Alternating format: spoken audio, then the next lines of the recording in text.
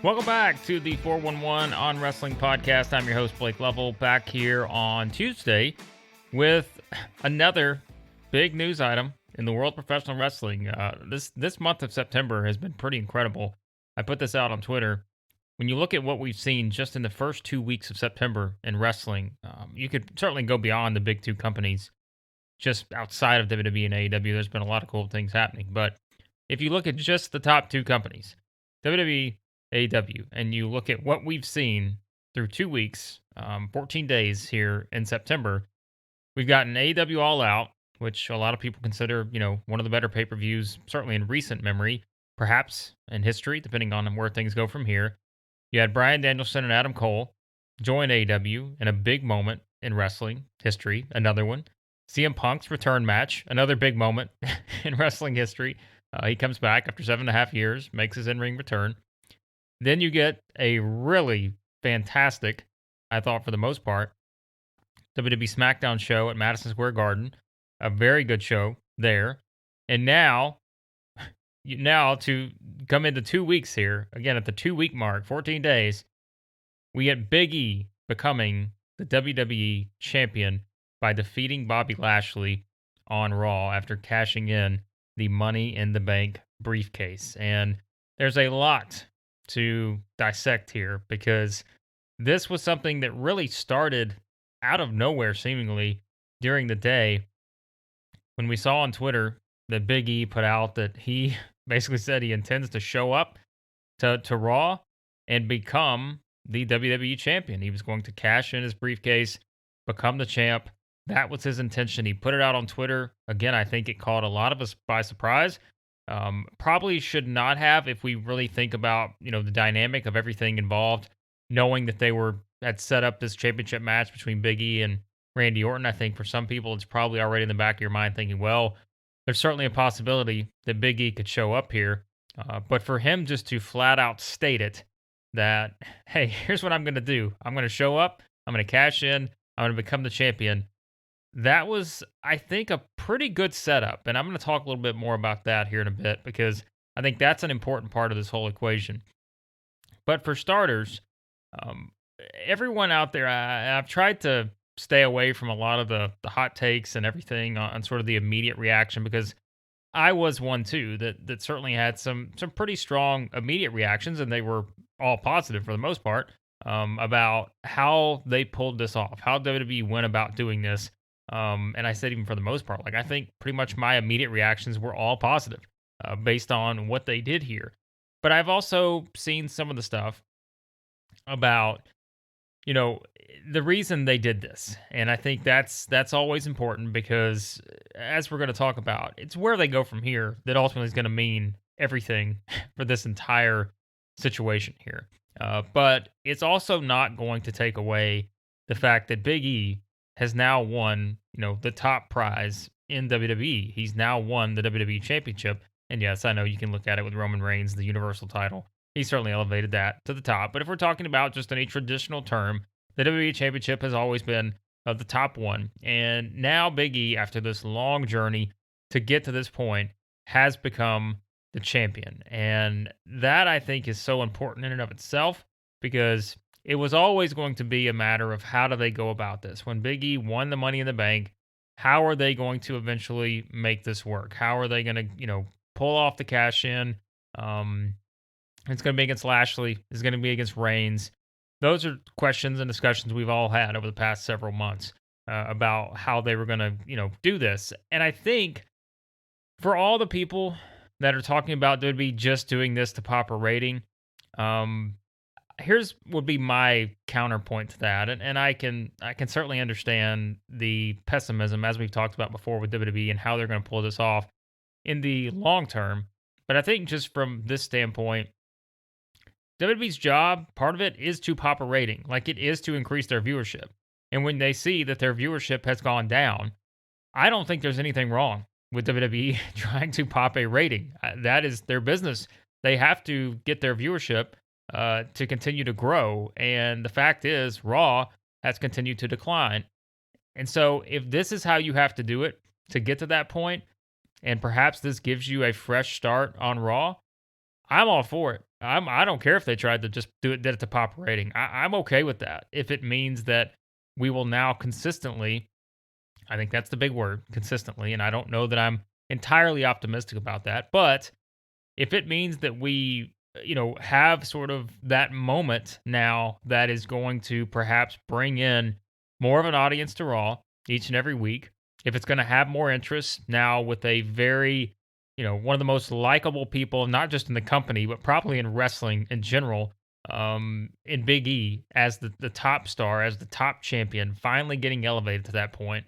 If that's what you had to do to get sort of that atmosphere and that feeling around Raw again, and just, to sort of reinvigorate WWE in general, I'm okay with it. Like I realize like the whole entire lead up, the story, they could have done it 100 different ways.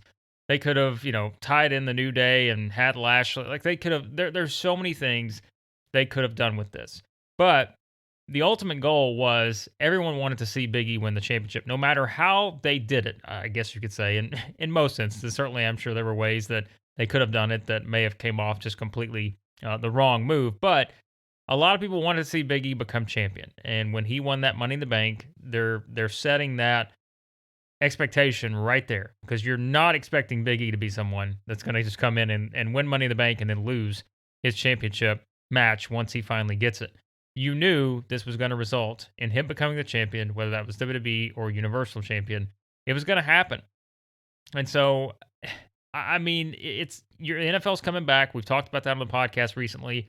We mentioned that last week, talking about Dynamite beating Raw in the ratings and the demo, and kind of what that meant for Raw moving forward. Because it was a situation where now you've got AEW surging in viewership, in the key demo. And you've also got the return of Monday Night Football. Of course, the Ravens and the Raiders had a fantastic game on Monday night, went to overtime. So that was going to bring in a lot of viewers no matter what. But I think just the sell of giving people what they wanted, which was to see Big E win this championship at some point or another, I'm perfectly fine, again, with the timing of this, doing it now. It makes, I think, sense for WWE standpoint, from a business standpoint. If your goal is to increase your viewership, you now have more competition than you've had in a long time. And we're not just talking about Monday Night Football anymore. In the head-to-head competition, we're talking about what AEW is doing as well. And if you know that this is what you're going up against, it perhaps has motivated Vince McMahon and company to really start to try to do some things differently. And if you look at the past two shows, in particular for WWE, go back to SmackDown from last week, I thought, personal opinion, really good show. Raw, for the most part, I think there were a lot of good things you could point out. Yes, there were other things that felt like what Raw has felt like for a while now. And I get that. And that is still, worthy, I think, of criticism. And whether that changes, we'll see. But I also think that a moment like this can really reinvigorate a show and make things feel a little bit different. And I think that's all that people wanted. Like for the longest time, it's felt like Raw specifically to me has been the autopilot brand where everything has just felt like it's just autopilot rematches, you name it. Like it just the 3 hours we've talked about that so much at this point. That is always going to be a challenge in and of itself, and it's still going to be a challenge no matter whether Big E's champion, no matter who's the champion. The 3 hour issue is still there, but it at least looks as though WWE is actively trying to change some things. And that I don't think is an indictment on Bobby Lashley, because I thought Bobby Lashley's title reign was really good. Yes, you can certainly pick apart different opponents. Maybe you didn't want to see matches with Goldberg, which I still think you're going to get at some point here soon. But I just thought that, Bobby Lashley came out of this as WWE champion better than he did going into it. And that's all you can ask for is can a person be elevated once they become champion? And that's going to be the big question we're going to have with Big E. But still, this gives you that moment where the big word we've used really over this, I mean, it's more than just this past couple weeks in September, but really over the past couple months, is delivering. Like, can you deliver what fans want. And if you can, that is going to bring you that goodwill and build that back up, because WWE, I think, has torn that down a lot over the years by giving them the swerve, um, all this other stuff. And, I said that on Twitter. Like this whole situation was something where WWE had three options when this thing started. When they started hyping this up the way that they did during the day, with Big E coming out saying he was going to show up and win this championship. He's going to cash in. He's going to win the title. This is a top babyface saying, this is what I'm going to do, and I'm going to do it. I think once they set that in motion, they only had three options. It was either Big E cashes in and wins, Big E cashes in and loses, or this whole tease of Big E cashing in was going to be nothing because it wasn't actually going to happen. When they started the show and they did the opening segment where you have all three in the ring, where you have Lashley, you have Orton, and you have Big E, and Big E still saying the same things. Like, hey, just letting you know, like, I'm here. I'm going to cash this thing in.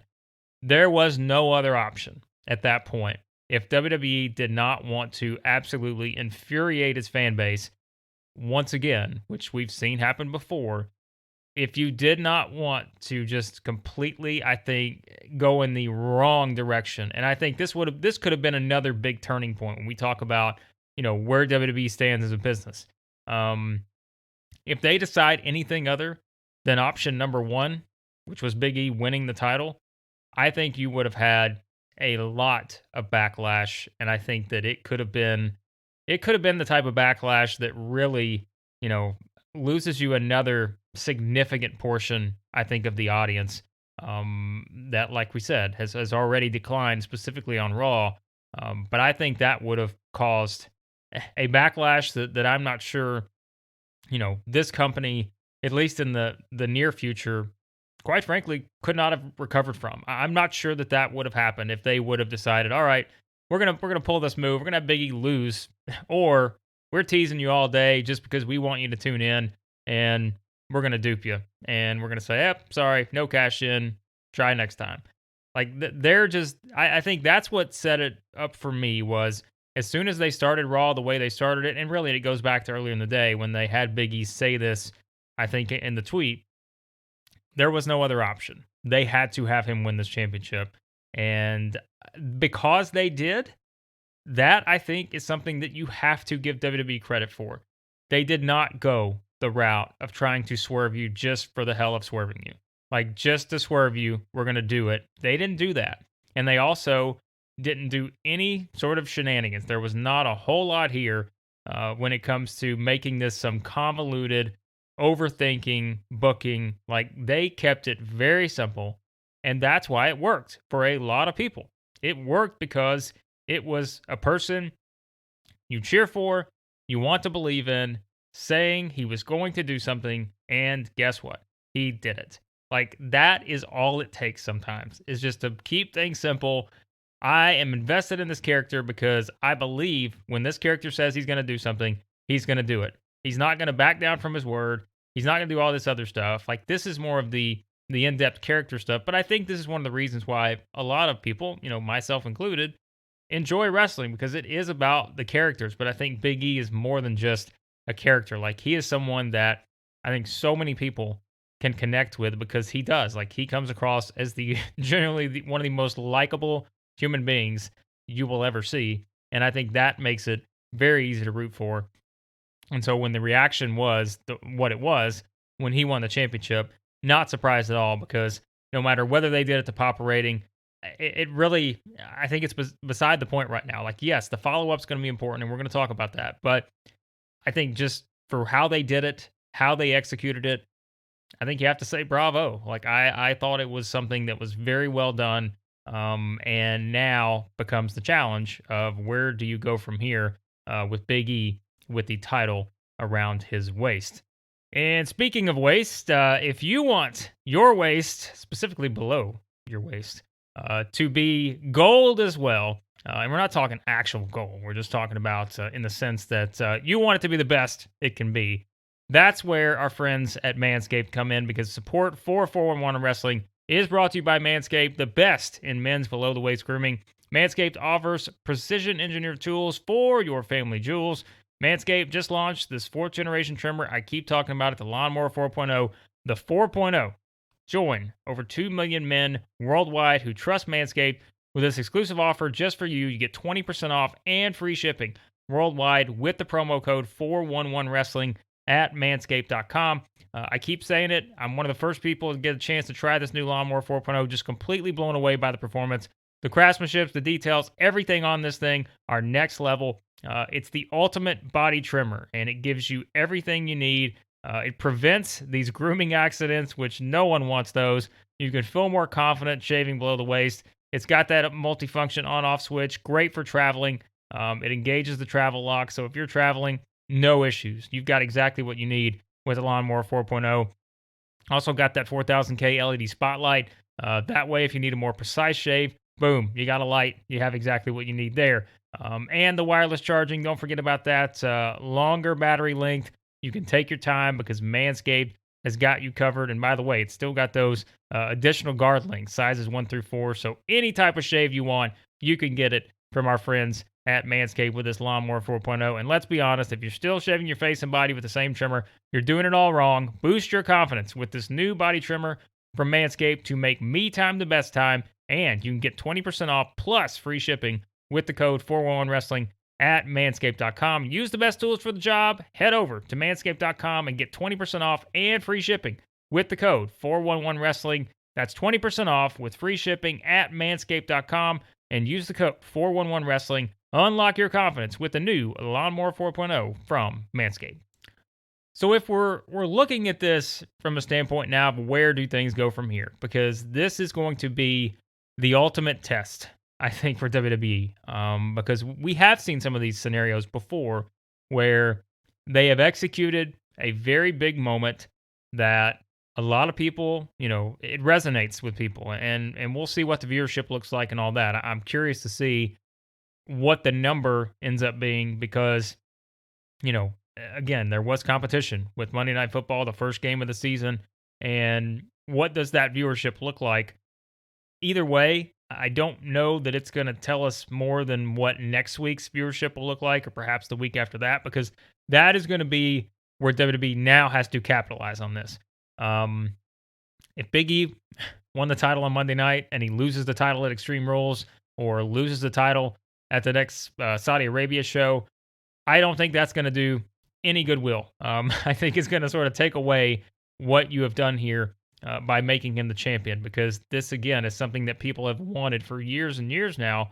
And now, if you take that away so quickly, then I think that's where you expose some of the flaws with this. If this is done as nothing more than a short-term thing just to pop the rating, and that's what we talked about. Like it's fine, I think, to do this for a viewership standpoint, to increase it if you've got a bigger plan in place. And perhaps that's wishful thinking. We know sometimes with Raw, as we've talked about before, with all the reports of the scripts being ripped up on day of and all this other stuff, that is not always a strong suit. But I do think if you're doing this with already a thought in mind of where you're headed, and this is going to give people that, very sort of memorable Big E championship run that they've been waiting on, then you're going to be fine. That's the big thing now, is how do you capitalize on this? And I've already seen a lot of people speculating about where they go from here. Is it Big E versus Bobby Lashley at Extreme Rules? Where does Goldberg factor into this mix? Do we get Big E versus Goldberg? Is that going to be something that we could see as a possibility?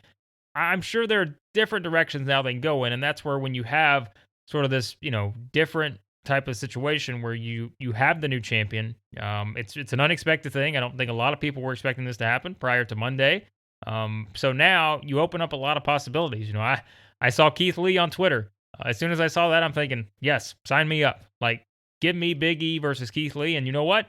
I don't care if it's Big E versus Keith Lee the heel, which we've seen as some of the rumors and reports in recent weeks, I guess, about WWE considering perhaps, when we talked about the whole Adam Cole thing and the reports about how they were going to use Adam Cole perhaps as a manager for Keith Lee, all this other stuff. I'd be perfectly fine if we get a long-term Big E Keith Lee feud. Whether that happens remains to be seen, but I just think it opens up a lot of possibilities, and that's where it's now WWE's job to capitalize on those possibilities.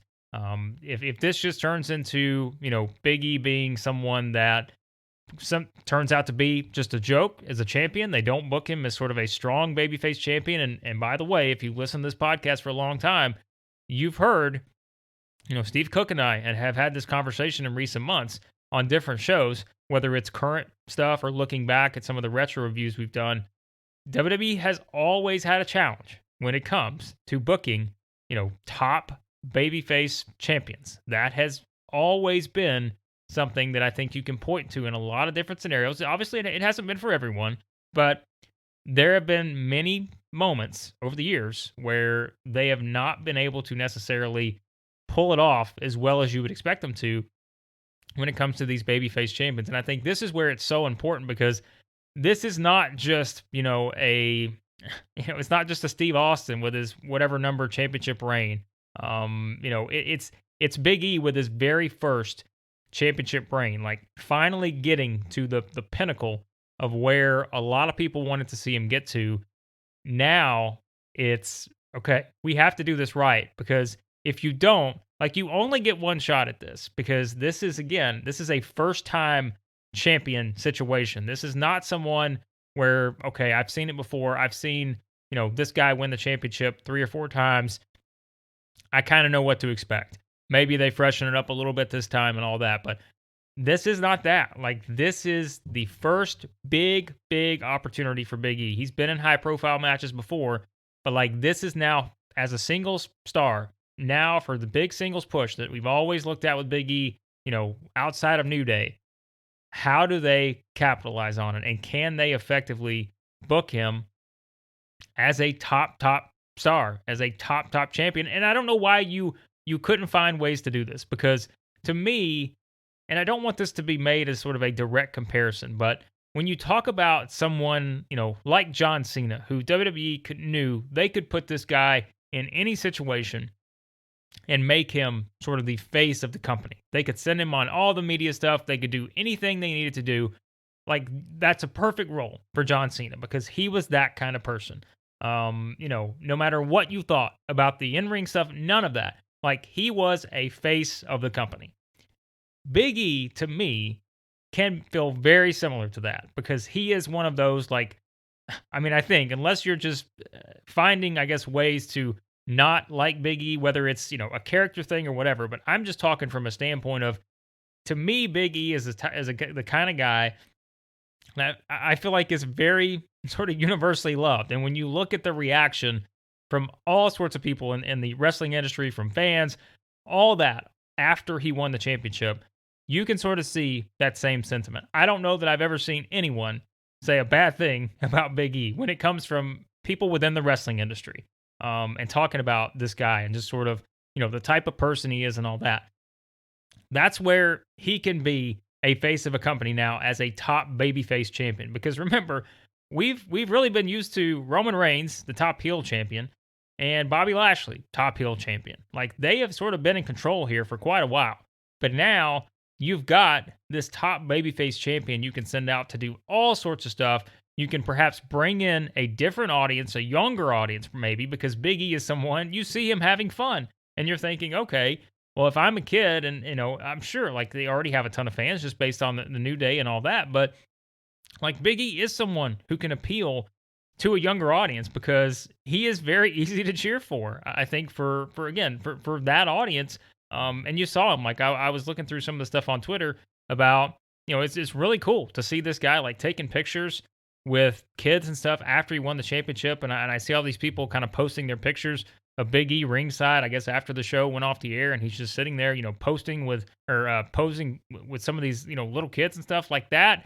That is a big part of things too. And whether, someone in my age range, or, people older than me, or whoever, there's always going to be a possibility to bring in a different, age range when it comes to, just all of this. You can always grow your audience. And so I think that he's someone that you feel like you can put in any of these situations and feel like you are in good hands when it comes to representing the company. And that's a big part of it too. It's not just always about the viewership stuff and all that. Like you have to have sort of those top representatives of the company. And yes, Drew McIntyre put in that role during his entire run as champion. And nothing wrong with Drew in that scenario. But I think now when you look at Big E, gosh, he can do so many things well. He's just a very versatile performer. And I think that inside the ring, outside the ring, he is going to be able to give you, I think, a really big boost here. And that's why I am trying to be optimistic that WWE is going to be able to make this work in the long term. Because if not, then I think we're going to be looking back and thinking, wow, did they really just do that for a quick ratings pop on Raw? Could they have held it off to a WrestleMania perhaps for that big moment for Big E, ending a show at the very top, which they can still do. Like they can still do that. It won't be the exact same, but they can still do that scenario if they want to. I'm just very curious to see where they go from here. I'm probably not the only one that thinks that, but I do think coming out of Monday Night's Raw, WWE has some momentum. WWE seems motivated, and whether that's AEW, whether that's the NFL, whatever, I don't really care who is the thing, because I think the thing has always been, at times, WWE's biggest issue has not been the NFL and it's not been AEW. It's been WWE and how they approach their creative process. I think they're doing some things right. At least they have, recently. Can they keep it going? I hope so, because I think this Big E title reign really could be a lot of fun. And I don't know that, it could have happened to a lot of better people, because he is just someone that I think is just so, it's hard to not like Big E. He is just a fun, easygoing guy. Seems like just a wonderful human being. So hopefully WWE can use that moving forward and really kind of push forward with some momentum behind them right now, which I don't necessarily know that we've said that a lot here recently. So that is the big question, and we'll see. Can they execute more of these types of moments? Because I think with what they did with Big E, having him say he was going to do something, he does it. No swerves, no shenanigans, none of that. It felt refreshing, and perhaps they can continue to use that formula to really be able to deliver. There's that key word, deliver what fans want. And if they can do that more often, their viewership, all that's only going to go up from here, I think. So we'll see. Staying optimistic, and we'll see what happens with this Big E title run. But if you want everything else we've got going on, check out 411mania.com. All our news, columns, reviews, they're all up over there. And again, as I keep saying, our YouTube channel, search for 411 Wrestling on YouTube, and you can subscribe to everything we've got. We've got a lot of videos coming up. We've already got some over there. Of course, all these podcasts, too, you can find on YouTube. And Steve Cook and I have already started recording our series looking back at some fun moments in wrestling history, and we'll have some of those coming up on the channel here pretty soon as well. And as I continue to say, subscribe to the podcast. Any podcast app you use, search for 411 on Wrestling, and be sure to leave us a nice 5-star rating review.